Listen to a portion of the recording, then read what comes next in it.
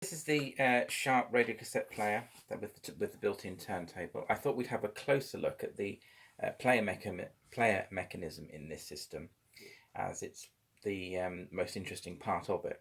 It has a standard sort of cassette deck and radio, although quite nicely it does actually have shortwave.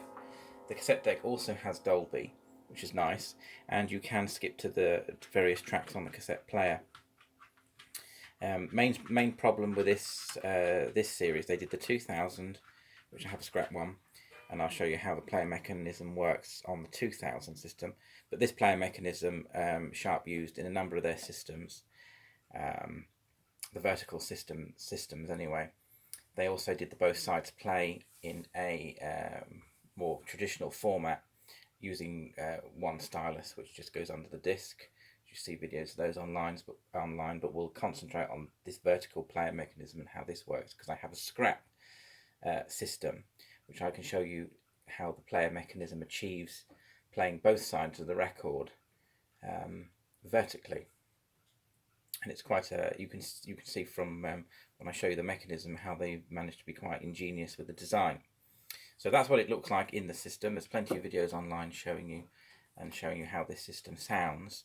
The main difference with the player mechanism through the different models that they had is the portable systems don't have a weighted platter. And I showed you in a previous video that there's a metal ring which gives this a bit more mass, which reduces the wow and flutter but increases the weight. In their other component systems, they always have the weight. In the portable systems, they remove the weight. And I think in a few of the drawer loading systems, they remove the weight, but I can't remember exactly which systems have what. All I know is the two portable, the 2000 and the 2500, don't have the weighted platter, whereas this one I've modified so it now does. So I'll just show you over to how this player system works, how it achieves playing both sides of the record using two different styluses and cartridges and arms, tone arms, on the scrap system I've got behind me. So we'll just have a look at that, and I can then, hopefully it'll give you a better idea of how the whole thing works.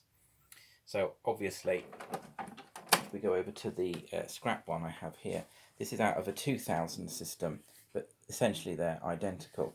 So if we lay it down like this for now, I'll remove this layer. So essentially what we're looking at is the record clamp. So in order for them to be able to play both sides of the record, what they had to do is get the standard record and grip it in the middle.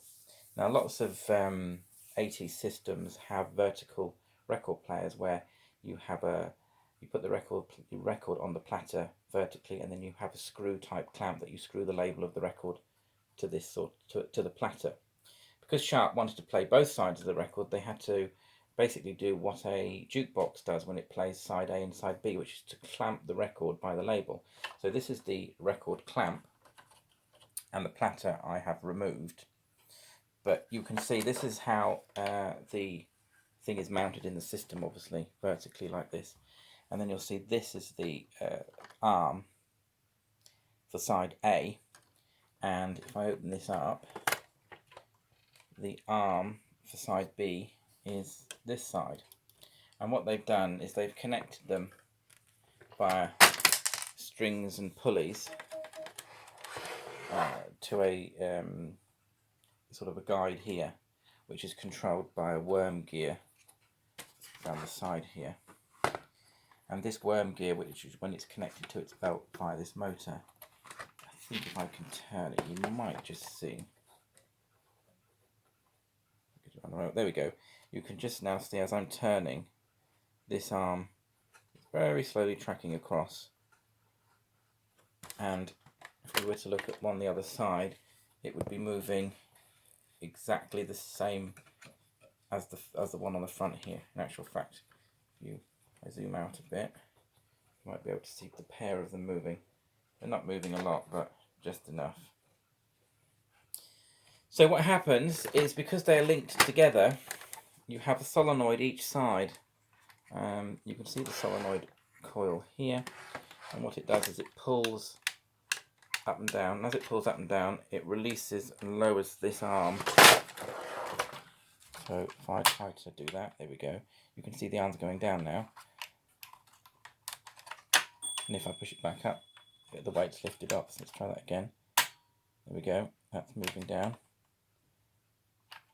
And that's bringing it back up, down, and back up. So what it has to do is control whether it lets this arm up. So when it's playing side B, this arm will be up. And when it's playing side A, B side down would have the arm raised above the record. So that's not to scratch the record when it's playing side A.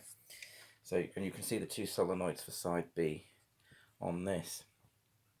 So there's a matter of cost you've got to reduce with this turntable, because you're having two tone arms, which albeit aren't very big, but linking them together means you only have to use the one motor here to control everything, but you do have to have 4 solenoids, one for up and one for down. Latterly, in other player systems, they managed to do it with just the one solenoid, so again cost reducing again. The only downside with the portable system, as I said before in my last video, is the fact that the platter does not have its metal ring to give it a bit more mass, because they need to reduce the weight. So this is where the platter would be on this thing here. This is the bearing and this is the motor. So the platter would sit on here and it looks like a top hat, so only the centre part of the record is gripped. As you can see, there's the only isolation you have for motor noise is these little rubber washers here. That's the only isolation to make the, to reduce the noise from this little DC motor. There's no other vibration isolation, but this bit is metal for rigidity, really, more than anything else. This is also isolated on the back here via some more rubber, some stiff rubber grommets. And then the last thing to show you was this is the control board. So there's just a bit of computer logic going on here, like this is the buttons, forward, backwards, play, side A, side B, play both sides, and there we are, side B, side A, repeat, dual play. So that would play to both sides, and then these are the corresponding LEDs. So all it's doing is telling, this is just telling what way the motor needs to turn for side A or side B.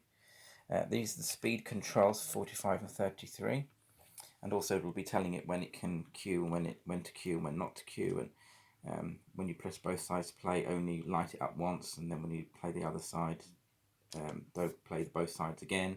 So it's just a bit of logic control on here. So that's really how they managed to do it.